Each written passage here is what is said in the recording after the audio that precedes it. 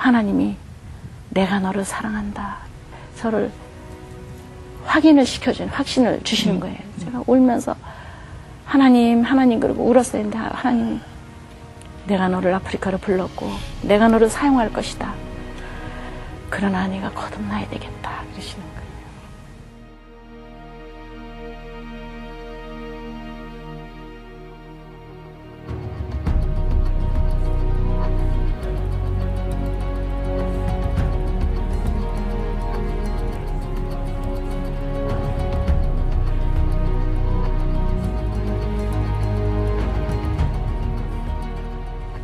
너는 네 아들을 사랑해서 저렇게 밥을 감췄지만은 나는 너를 사랑해서 네가 사랑하는 네 아들을 내가 사랑해서 내 아들을 십자가에 달았다. 제가 더 이상 말을 못하겠어서 그냥 너무나 울면서 나를 용서해달라고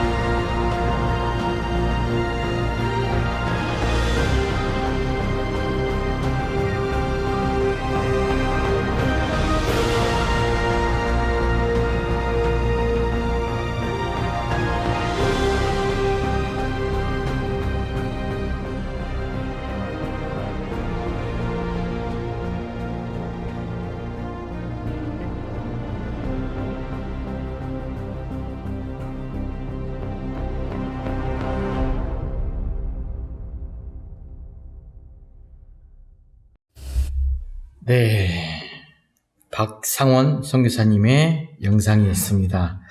지금도 살아계셔서 우리 곁에 계시고 귀한 간증의 영상을 만들어서 여러분께 소개를 하였습니다. 본인은 선교사역에 별 관심이 없었고 남편 때문에 어쩔 수 없이 갔다가 불평하고 원망 가운데 있는 가정 가운데 병에 걸려 힘든 삶을 가면서 하나님은 당신만 사랑하고 하나님은 당신만 부르셨고 나는 재수 없이 결혼 잘못해가지고 이곳에 오게 돼서 이게 뭐냐 이렇게 하면서 남편과 싸움의 나날들이었는데 그런 가정 가운데 하나님의 음성을 듣게 되었죠. 그냥 너무나 힘드니까 우리도 가끔 그러잖아요. 너무나 살기 힘들고 내 상황이 여전히 밑바닥같이 정말 어둡고 답답했을 때 하나님 나 너무 아파요. 하나님 나 너무 싫어요. 그냥 저를 데려가시든지 그냥 살려주시든지 하나님 좀 알아서 해주세요. 자포자기할 때가 있어요. 그럴 때 하나님께서 들려준 귀한 음성, 내가 너를 사랑한다. 내가 너를 아프리카로 보냈고 불렀고 내가 너를 사용할 것이다. 근데 조건이 있죠. 여러분, 하나님께서 쓰시고자 하고 사용하고자 할 때는 반드시 한 가지가 되어야 돼요. 준비가 된 자를 쓰시거든요. 이분에게는 거듭남이었죠.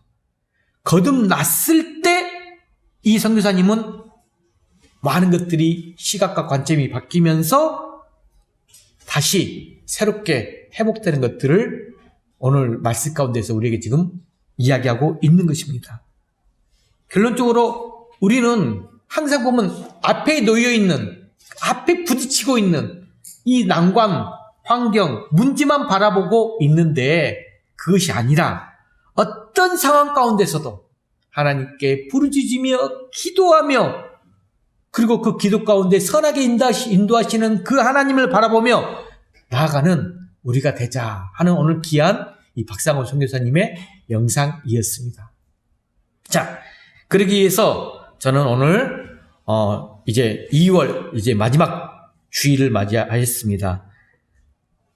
오늘 저는 영적 이 싸움부터 전쟁터에서 승리하게 한 두 마음을 이야기할 건데 제가 계속 2021년 새해를 시작하면서 이 승리라는 주제로 말씀을 지금 1, 2개월을 보내고 있습니다.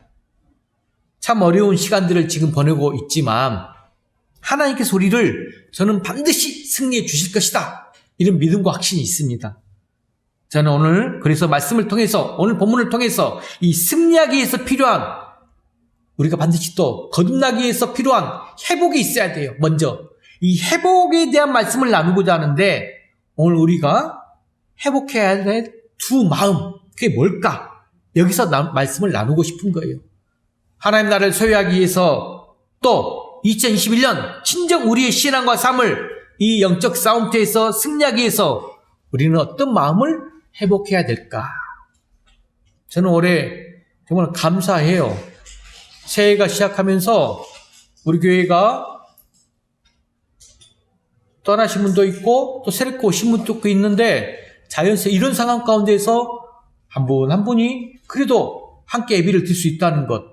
지금 올해 우리 오상훈 형제 어찌되었든 우리 요셉을 통해서 또 이렇게 우리 교회로 와서 적응하고 있고 우리 숙련자매를 통해서 또 우리 한의자매가 또 함께 신앙생활로서 나아가고 있고 이런 모습들이 너무나 감사해요.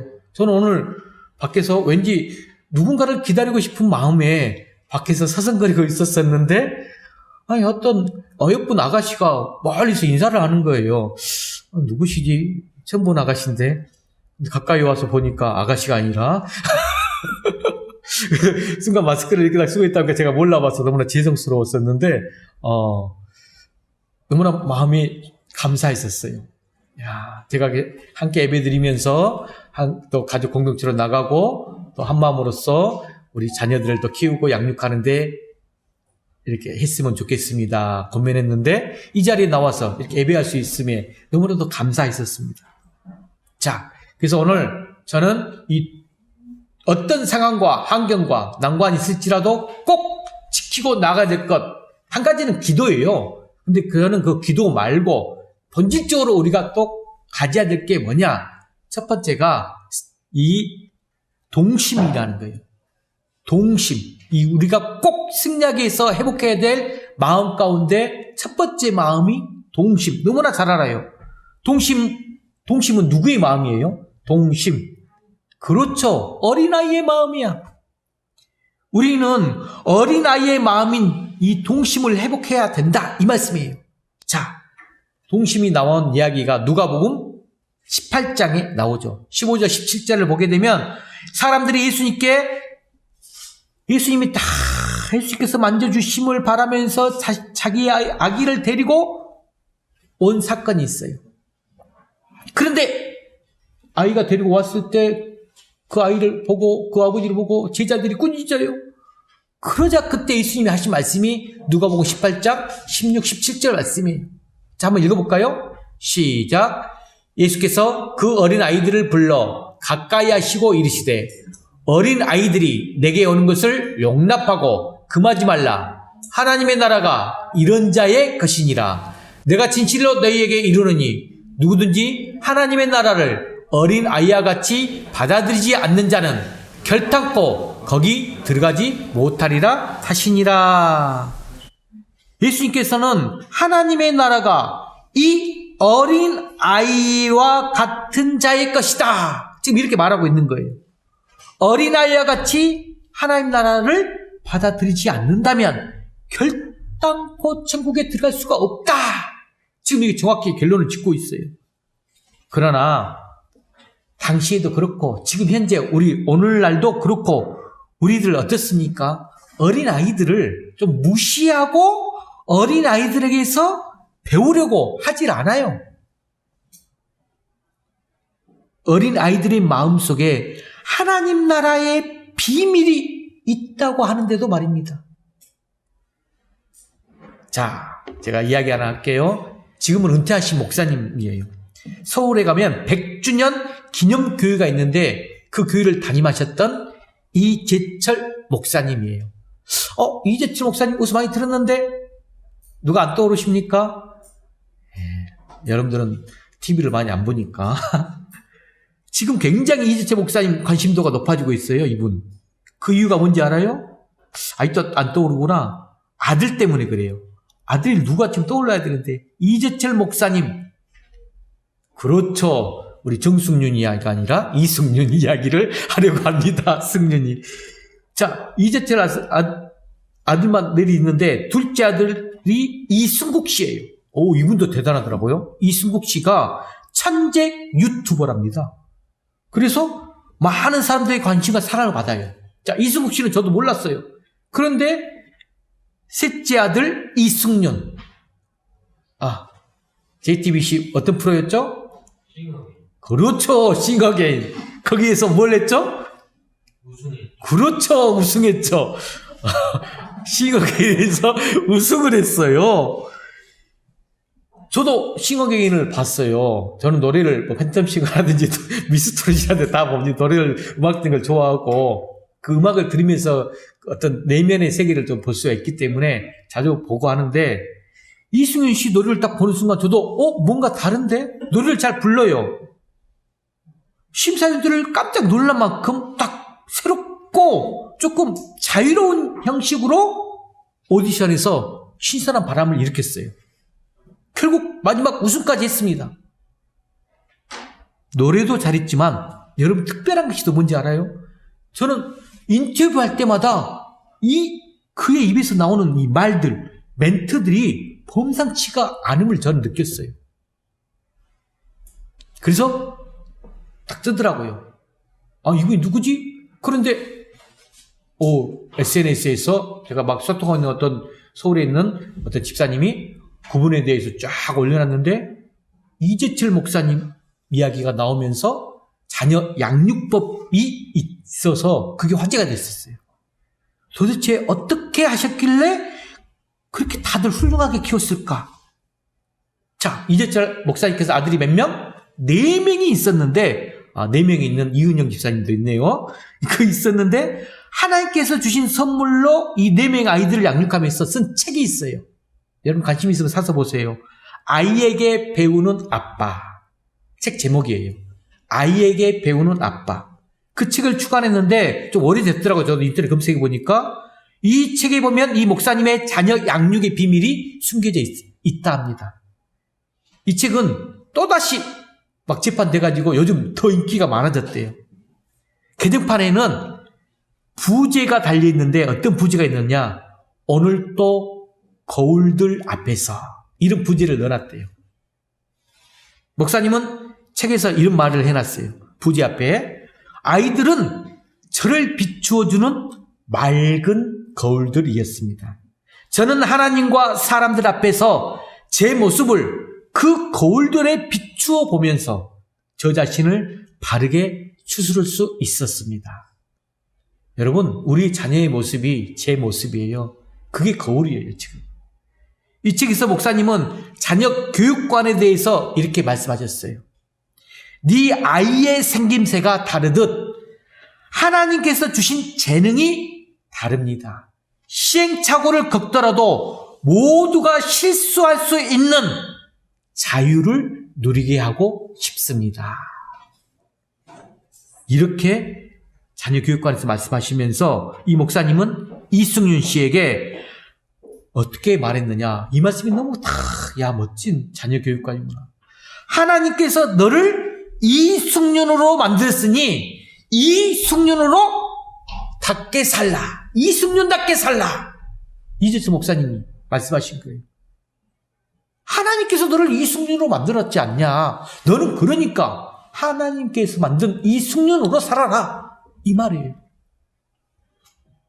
아이에게 배우는 아빠에게서 보면 내 이 아이들과 내가 책 찾은 못했어요. 근데 검색을 쭉 해보니까 내 아이들과 많이 실려 있는데 내 아이들 이야기거리예요. 삶 속에서 자녀들 키우면서 살았던 이야기들이 있는데 셋째 승윤이가 초등학교 3학년 때 반장 선거에 나간 이야기가 하나 소개됐는데 한번 잘 들어보세요. 승윤이는 자 요즘 초등학생들 어째요? 서로 반장 되겠다고 많은 아이들이 막 공모전에 나가요. 공약을 내걸고 근데 16명이나 출마를 했어요. 치열한 반장 선거 초등학교 3학년. 근데 당당히 반장으로 뽑혔습니다. 공약이 대단해요. 공약. 어떤 공약을 내놨느냐? 이런 공약을 내놨대요. 자, 한번 화면 한번 볼까요? 승윤이가 했던 말. 저기 나와 있죠. 첫 번째, 두 번째 줄. 파란색으로 해놨으면 좋았을 건데, 만약 저를 반장으로 뽑아주시면 저는 여러분을 위한 뭐가 되겠다? 걸레가 되겠습니다. 이게 승윤이가 한 말이에요, 지금. 만약 저를 반장으로 뽑아주시면 저는 여러분을 위한 걸레가 되겠습니다. 이렇게 공약을 건 거예요, 지금. 이야. 가족들은 승윤이가 이렇게 공약 걸었다고 이야기하니까 그냥 크게 한바탕 웃었는데 이재철 목사님은 이 승윤이의 공약이 큰 울림으로 그때 사로잡히게 되었대요. 여러분을 위한 걸레가 되겠다. 이 승윤이의 말이 목사님이시니까 딱 어떤 울림이 있었느냐. 그리스도의 삶을 그보다 더 적절하게 표현할 수 없을 것 같다는 그런 울림이 왔다는 거예요. 여러분, 걸레란 게 뭐예요? 걸레는 그 더러워짐으로 상대의 모든 주변을 깨끗하게 해주는 거예요. 그런 게 또 하나 있죠? 양초. 양초는 자신을 태움으로 주변을 환하게 밝히게 하잖아요. 태움이 없이는 어떻게 빛을 발할 수 있겠습니까? 또 소금도 마찬가지예요. 소금은 그 존재 자체가 스스로 녹아져야 돼요. 녹아지지 않고 어떻게 짠맛을 낼 수 있겠습니까?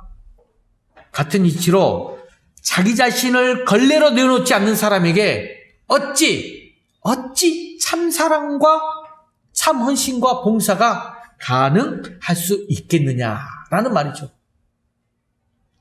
자, 그날밤 이 승윤이의 말을 들은 이재철 목사님께서 승윤이를 자 무릎 위에 딱 초등학교 3학년 했으니까 앉혀놓고 머리에 딱 손을 얹고 승윤이를 위해서 이렇게 기도해 줬답니다.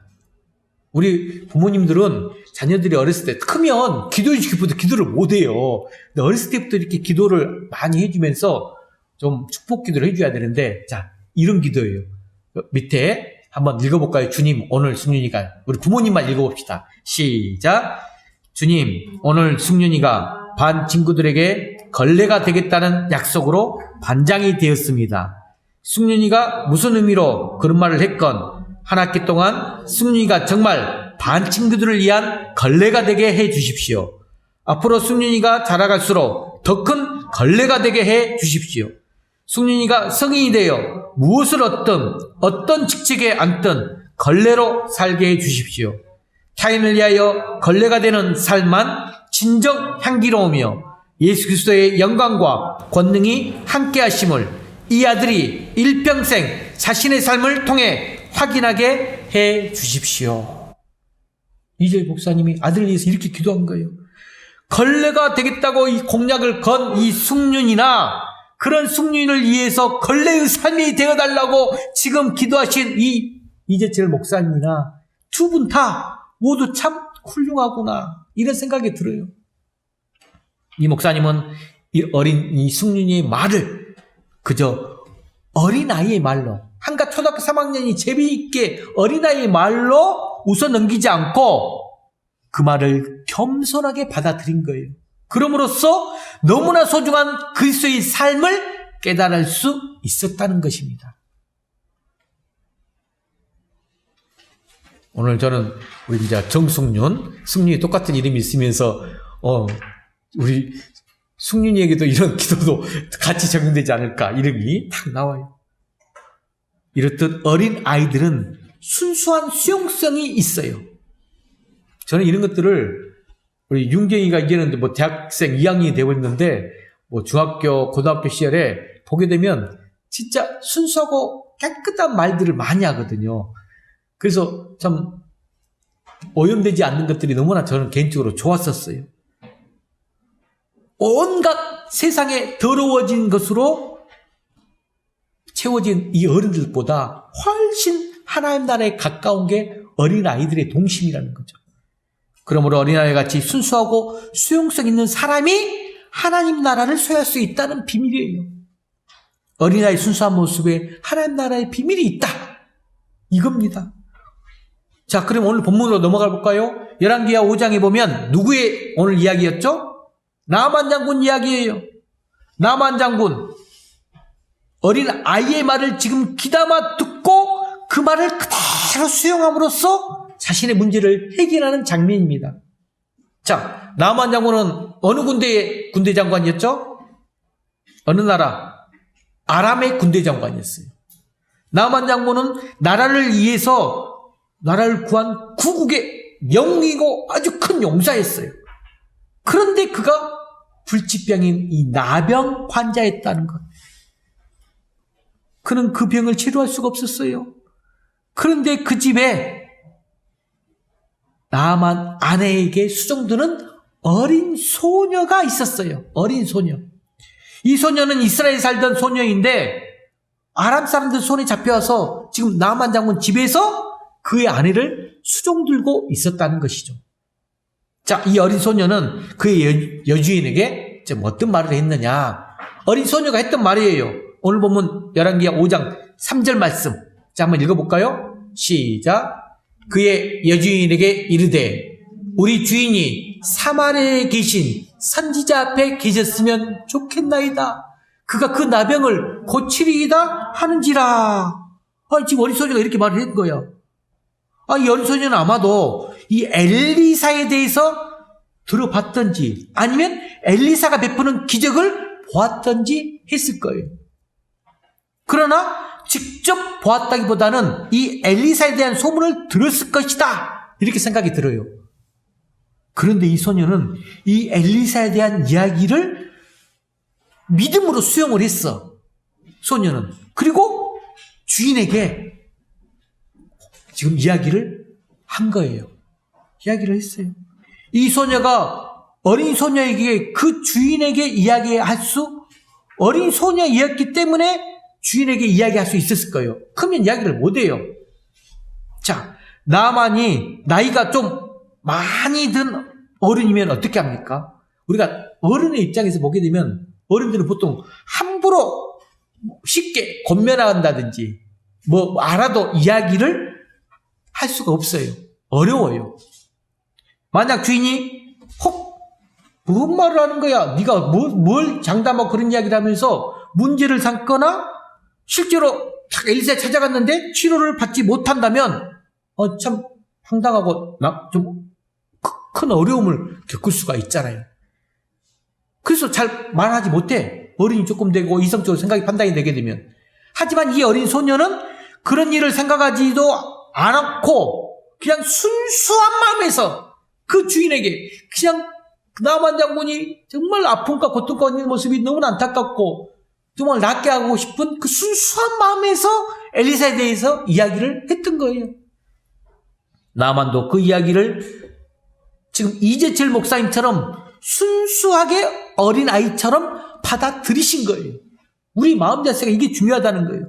이스라엘에서 붙잡혀온 이 어린 소녀의 이야기인데도 불구하고 지푸라기라도 잡는 심정으로 가난한 마음으로 그 이야기를 수용하였어요. 나만이 이런 마음이 없었다면 이 말도 안 되는 소리를 하고 있냐 어린 것이 하고 무시해버렸을 거예요. 자, 나만은 듣고 엘리사를 찾아갑니다. 이방인이었어요. 아람 군대 장관이었던 나만이 지금 적군의 엘리사를 찾아가는 길. 여러분, 너무 어려운 일이에요. 나만은 아람 왕에게 이 이야기를 했어요. 그러자 아람 왕도 또한 많은 큰 용사고 나라를 위해서 큰 일을 해는 사람 장군이었기 때문에 이스라엘 왕에게 편지를 써주고 나만을 좀 고쳐달라 부탁을 합니다. 편지를 받은 이스라엘 왕 황당하죠. 아니, 아람 왕이 지금 나에게 시비를 걸고 있구나, 이런 생각을 하였으며 옷을 찢고 탄식을 했다겠어요. 하지만 또 엘리사의 반응, 이 사실을 알고 왕에게 그 사람 나에게 한번 보내주십시오 하고 말합니다. 나만이 엘리사의 집 앞에 도착했을 때 이 엘리사는 나만에게 사자를 보내 요단강에 가서 어떻게 하겠죠? 자신의 몸을 7번 요단강에서 씻으면 깨끗하게 될 것이다. 이 말씀이 바로 10절 말씀이에요.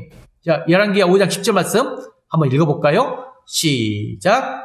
엘리사가 사자를 그에게 보내 이르되 너는 가서 요단강에 몸을 7번 씻으라. 네 살이 회복되어 깨끗하게 하리라 하는지라.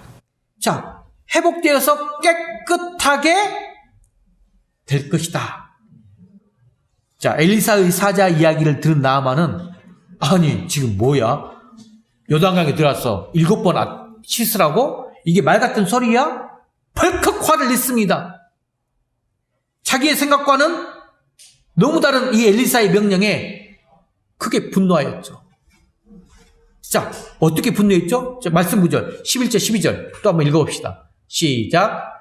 나만이 노하여 물러가며 이르되 내 생각에는 그가 내게로 나와 서서 그의 하나님 여호와의 이름을 부르고 그의 손을 그 부위에 흔들어 나병을 고칠까 하였도다. 다메섹강 아비나와 바르발은 이스라엘 모든 강물보다 낫지 아니하냐. 내가 거기서 몸을 씻으면 깨끗하게 되지 아니하랴 하고 몸을 돌려 분노하여 떠나니. 지금 나만 장군은 자기 생각과 기준이 아니라서 분노하며 떠나려고 했어요. 처음에 이 엘리사의 명령을 수용하지 못했습니다. 어른의 생각이에요. 이성적인 생각이에요. 그가 생각할 때 엘리사의 명령은 설득되지 못했어요.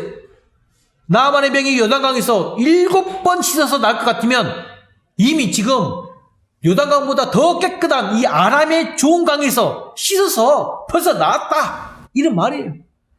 자신의 병이 목욕한다고 낫겠습니까?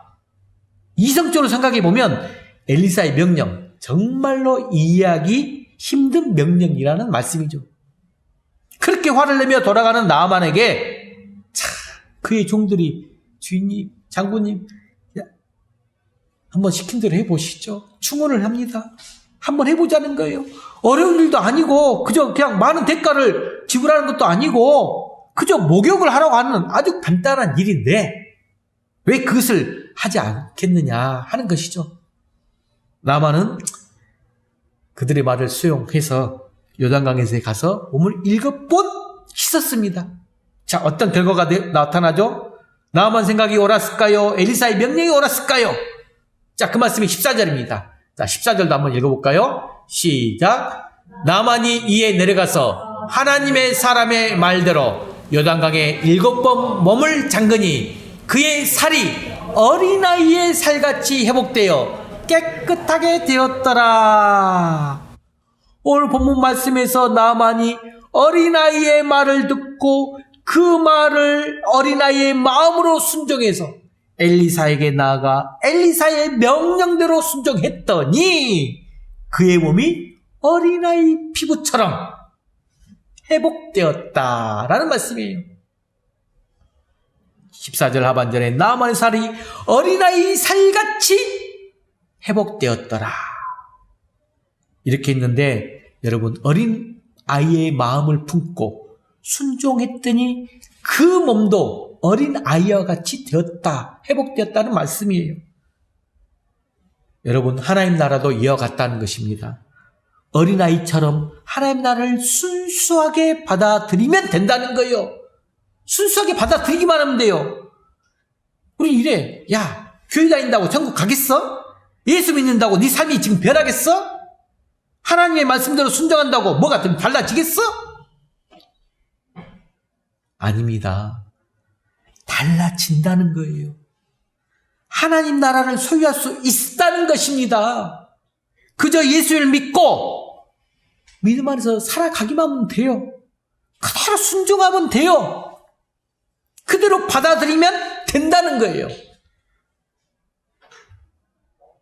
제가 모르겠어요. 주님의 부름에 순종하고 풍화무르기에 여러분의 담임 목사로 사역을 하고 있습니다.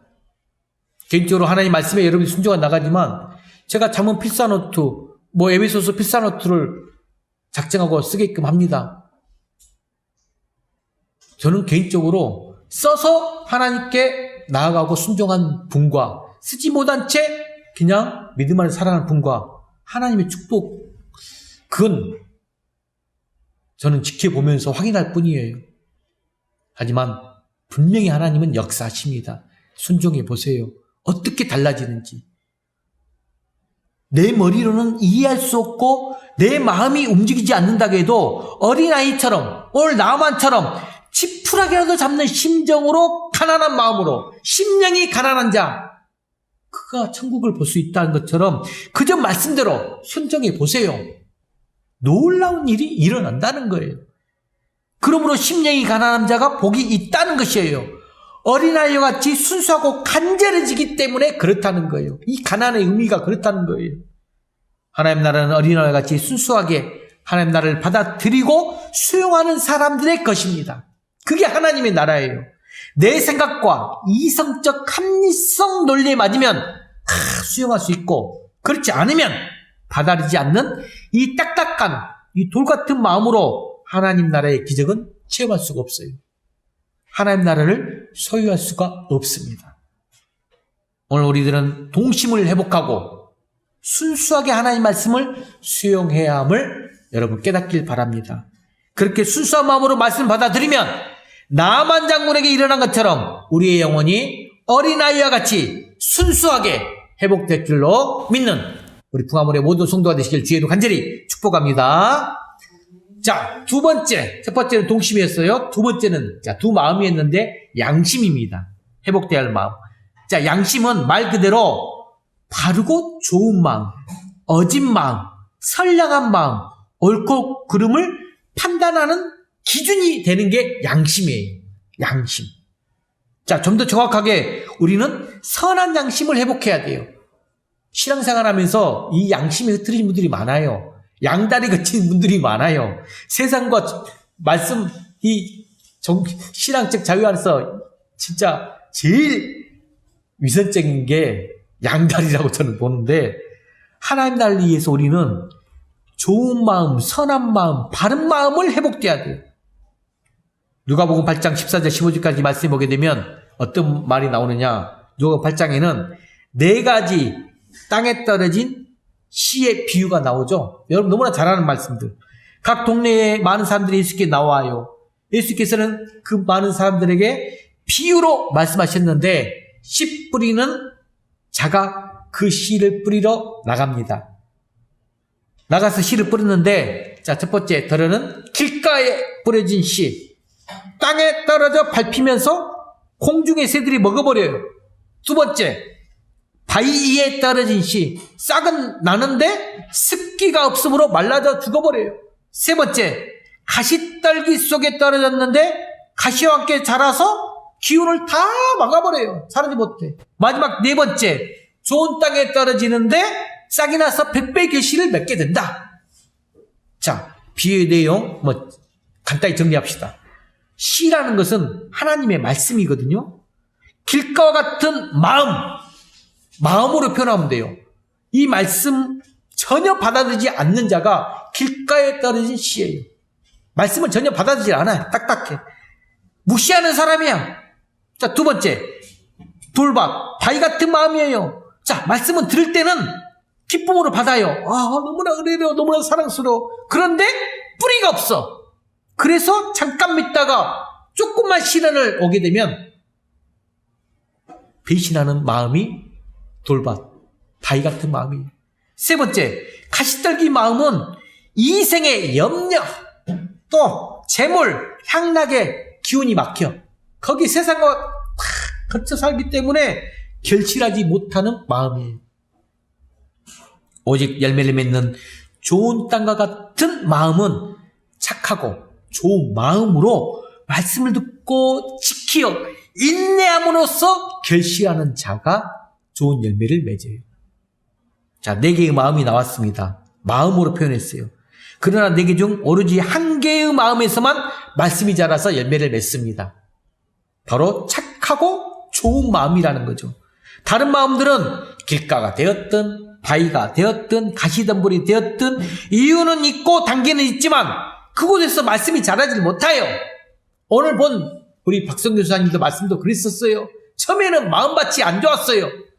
하지만 거듭남으로써 마음밭이 바뀌었기 때문에 하나님 나라를 세울 수가 있었다는 것이죠.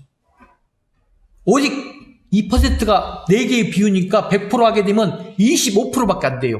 25%의 착하고 좋은 마음에서만 말씀에 싹이 나고 자라서 결실할 수 있다는 거예요. 이걸 비유하면 우리 교회에서도 25%가 좋은 마음, 나머지는 길가가 될지 바위밭이 될지 가시덤불이 될지 여러분들이 그 25% 안에 마음을 가져야 돼요. 자, 양심에 대해서 조금만 깊이 있게 공부해 볼까요? 자, 화면 한번 보게 되면 헬라적 언어로 양심은 이렇게 표현합니다. 다른 사람과 함께 목격함으로써 목격한 사물에 대한 지식을 함께 갖는다. 이게 헬라적 의미예요. 다른 사람과 함께 목격을 해. 함께 목격해서 함께 지식을 갖는 것. 근데 라틴어적 의미에서는 함께 알다. 이게 양심이라는 단어의 의미예요. 자, 왜 내가 이걸 좀 해석을 하느냐? 여기서 누구와 함께 보는 것이겠냐? 이 말이에요. 함께 봐야 된다는 말은 혼자가 아니야. 둘이야. 그럼 누구와 함께 하느냐? 바로 하나님이시라는 거예요. 중요합니다. 우리는 하나님과 함께 보고 하나님과 함께 아는 것이 양심이라는 거예요. 하나님께서 인간을 창조하실 때 여러분 성경을 읽으면 알 거예요. 하나님께서는 창조하실 때 우리라고 표현했어요. 복수를 사용하세요. 그래서 우리는 하나님을 삼위일체 하나님 이렇게 고백을 합니다. 성부, 성자, 성령 하나님 세 분이시지만 한 분 삼위일체 하나님으로 그렇게 삼위일체의 하나님께서는 함께 이 세상과 인간을 창조하셨다는 거예요. 이걸 잘 깨달아야 돼요. 우리도 하나님의 형상이에요. 형상으로 창조되었고 하나님과 함께 이 세상을 살아가고 있다는 것이에요. 지금 이 원리를 잘 깨닫는 분들은 정말 그렇구나. 나 혼자서 내 마음대로 내 생각대로 내가 하자는 대로 되는 게 아니구나. 이게 지금 딱 내리에 스쳐야 돼요. 중요한 것 인간 혼자 마음대로 이 세상을 다스릴 수 있다? 이게 아니라는 것. 하나님과 함께 이 세상을 다스리고 있다는 것이에요. 그것이 바로 양심이라고 표현하는 거예요. 지금 양심. 양심을 통해 우리는 하나님과 함께 보고 함께 알고 함께 지식을 공유하며 살아간다는 것이에요. 그러나 양심이었으면 어떻게 된다? 나만 바라봐. 내 욕심에, 내 욕구에, 내 욕망에 이끌어 살아가게 된다는 거예요. 오늘 보면 열왕기하 5장 15절 16절 말씀에 보면 병을 치료한 나만 자신이 가져온 예물, 자 엘리사에게 주려고 했어요. 그러나 엘리사는 그 예물을 받지를 않아요. 거절했습니다. 그런데 엘리사의 사환 누가 나오죠? 게하시가 나와요. 게하시는 그 예물에 욕심을 내기 시작합니다. 욕심이 나는 거예요. 그래서 오늘 본문 읽어볼까요? 20절 말씀 게하시가 했던 내용 시작. 하나님의 사람 엘리사의 사환 게하시가 스스로 이르되 내 주인이 이 아람 사람 나아만에게 면하여 주고 그가 가지고 온 것을 그의 손에서 받지 아니하였도다.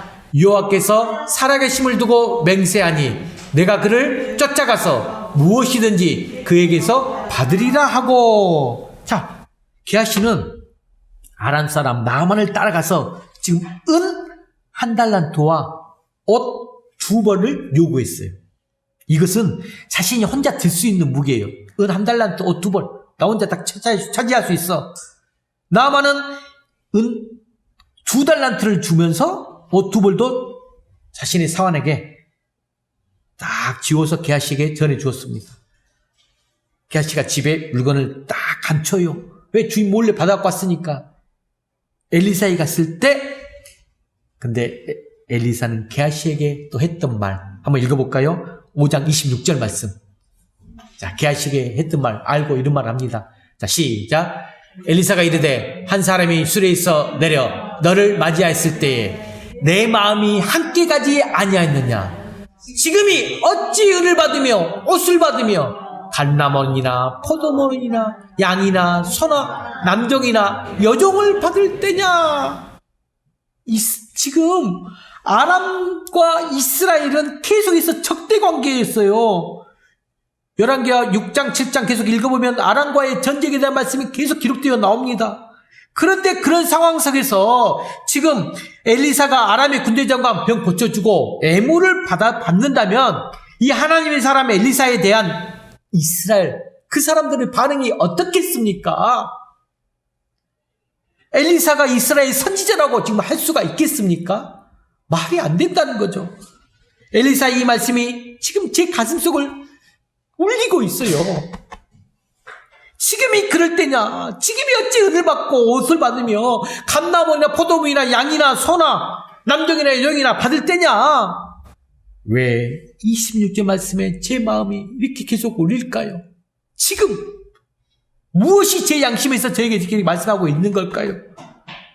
양심은 하나님과 더불어 함께 볼 수 있도록 하나님께서 허락하신 아주 좋은 선물이었어요. 그렇지만 이제는 하나님과 더불어 안다는 이 사실이 항상 마음을 제 양심 가운데 찌르고 있는 가시가 되었어요.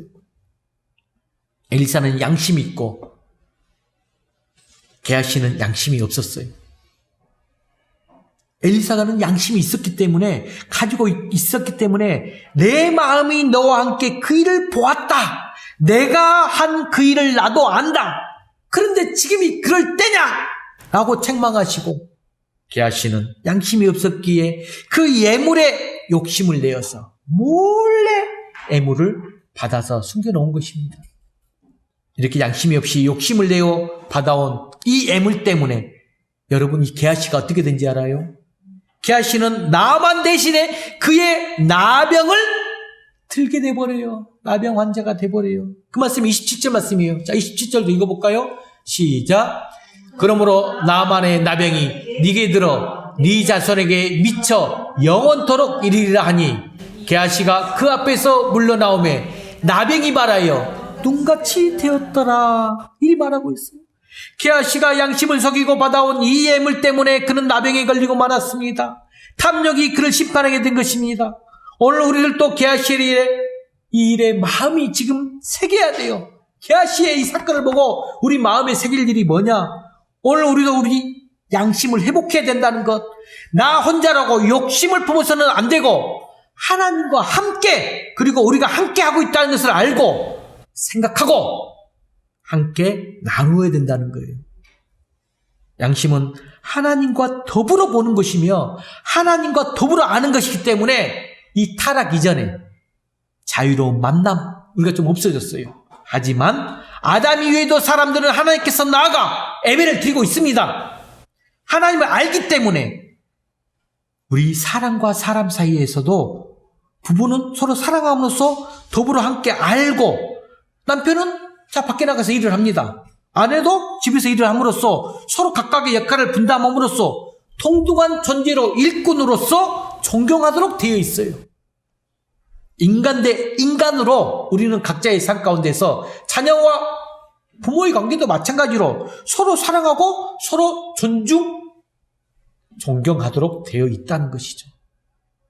양심은 하나님과 인간 사이에서, 사람과 사람 사이에서, 인간과 자연 사이에서 서로를 인정하고 더불어 함께 지낼 수 있는 방법이 양심인 거예요. 더불어서 함께 보고 봄으로써 알고 그렇게 함께 느끼는 것이 양심이라는 거예요. 양심이 옳다고 하는 것, 어떤 희생이 예상되더라도 해야 합니다. 그러다 하는 것이 목에 칼이 들어오면 하지 말아야 합니다. 양심이 우리를 지배하고 왕노릇 하게 될 때 우리에게는 영원한 생명과 함께 참된 자유와 평화가 찾아올 것입니다. 양심을 거역하는 곳에는 이 마음에 분란만 일어나요. 어떤 공직에 계신 분의 이야기예요.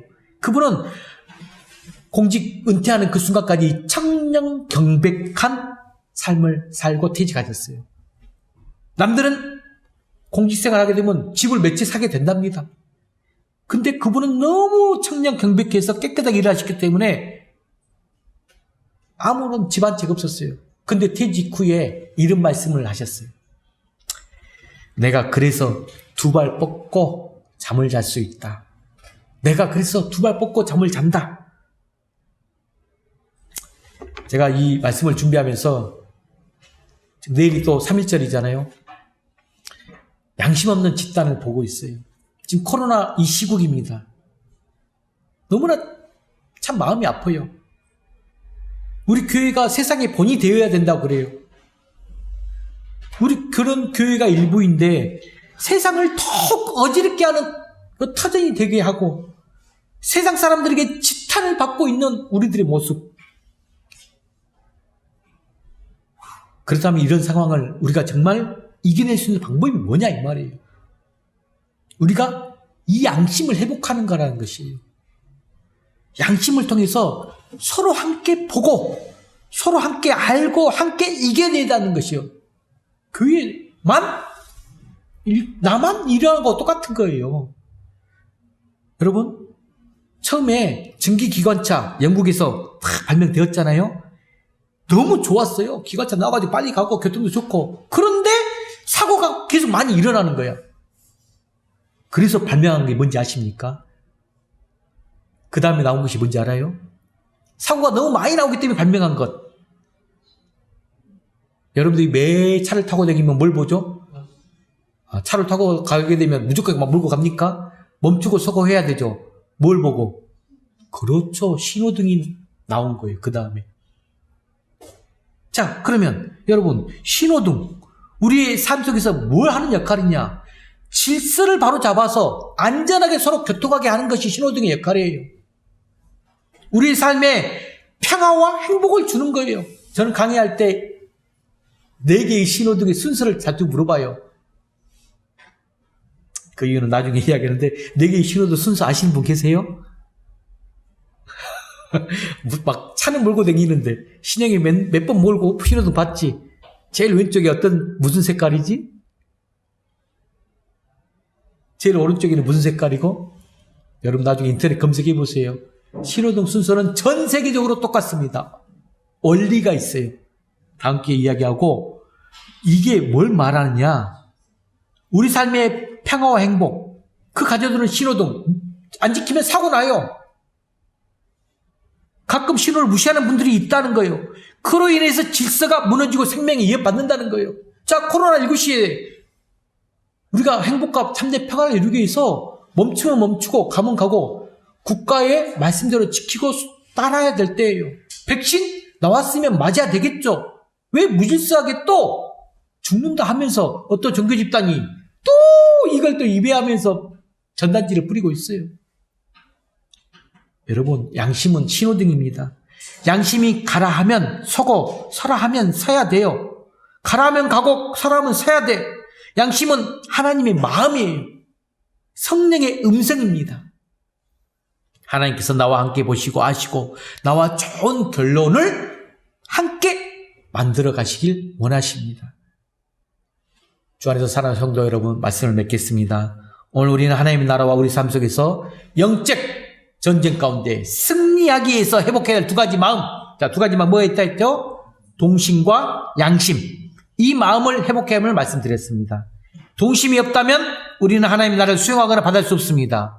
어린아이의 마음을 품을 때 우리의 영혼은 어린아이처럼 순수한 마음속으로 돌아갈 수가 있습니다. 하나님 나라는 어린아이의 순수한 마음속에 비밀이 있습니다. 우리의 동심을 회복해야 합니다. 2번째로 양심을 회복해야 됩니다. 양심은 우리가 하나님과 함께 보고 하나님께 나가는 것, 우리가 서로 같이 보고 같이 아는 것입니다. 내가 혼자 생각하고 결정한다면 우리는 우리의 욕심, 욕망, 욕구에 이끌릴 수밖에 없지만 우리가 하나님과 함께 보고 하나님과 함께 안다면 우리는 욕심에 끌리지 않을 수 있습니다. 지금 내 마음 어떠한 마음인지 여러분의 마음속을 한번 들여다보시길 바랍니다. 그리고 이 영적 싸움터에서 그 마음 잃어버렸다면 다시 동심과 양심을 회복하여서 영적 전쟁에서 승리해 나아가는 우리 풍화문의 모든 성도가 되시길 주의 이름으로 간절히 축원합니다. 기도하겠습니다.